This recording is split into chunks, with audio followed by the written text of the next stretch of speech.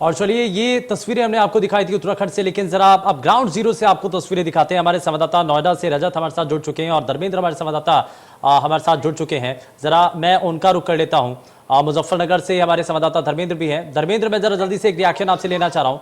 अब पूरी तरीके से पहले चरण का जो वोटिंग है वो अब रुक चुकी है, लेकिन उसके बाद की तस्वीरें क्या है? अब स्ट्रांग रूम की तरफ ले जाई गई हैं ईवीएम मशीनें।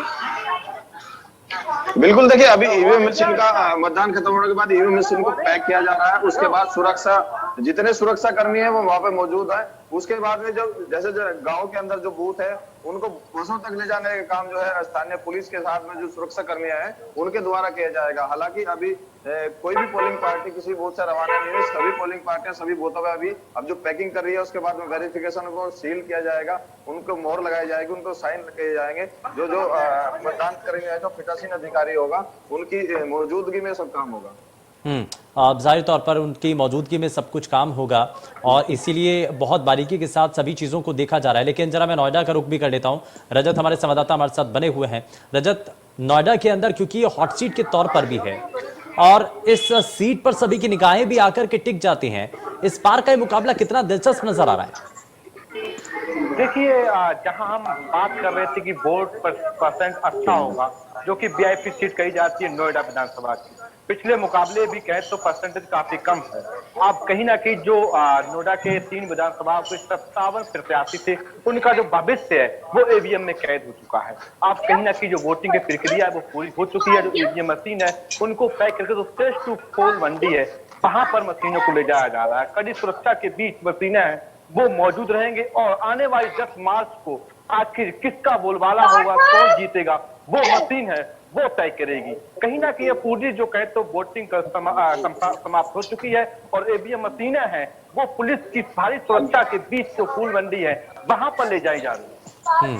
बिल्कुल, और इसीलिए सुरक्षा का पूरा कड़ा घेरा भी इस दौरान तय किया गया है। मथुरा से हमारे संवाददाता रविंद्र हमारे साथ सीधे जुड़ चुके हैं। जरा उनका रुख कर लेता हूं। रविंद्र, अभी मथुरा से क्या जानकारी मिल रही है?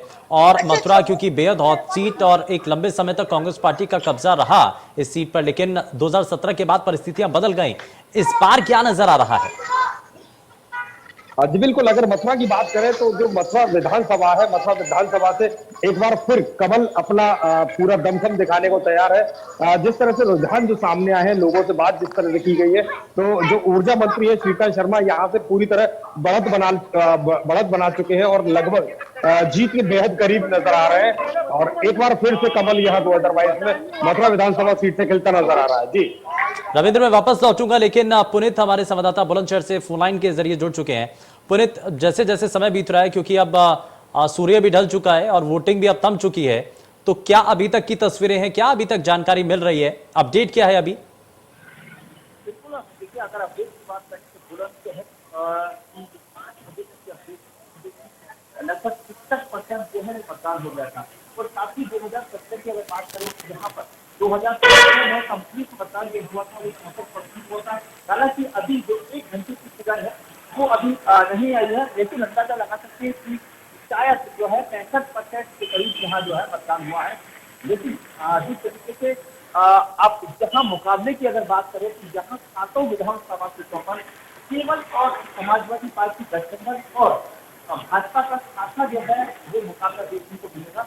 लेकिन जिस तरीके से यहाँ पर शिकारपुर विधानसभा की वर्तमान में जो है राज्य मंत्री उनका कड़ा मुकाबला जो है चरणपाल सिंह जो है काफी बुलंदशहर अगर सदस्य की बात करें तो यहाँ पर भारतीय जनता पार्टी के प्रत्याशी हैं सुजीत चौधरी, उनका कड़ा मुकाबला जो है वो लोकदल के प्रत्याशी जो है लोकदल के प्रत्याशी है आदि देवी, उनसे जो है कड़ी टक्कर देखने को मिली।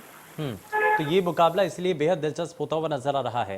मैं जरा वापस से मथुरा का रुख कर लेता हूं। मथुरा से मैं लगातार ये हम तस्वीरें आप तक पहुंचा रहे हैं और हमारे संवाददाता भी ग्राउंड जीरो से अभी तक जानकारी आप तक पहुंचा रहे हैं। रविंद्र, लेकिन अभी मथुरा के अंदर जो दिलचस्प मुकाबला है उसमें आप ये जो वोटिंग परसेंटेज है वो किस लिहाज से मायने रख रहा है मथुरा में?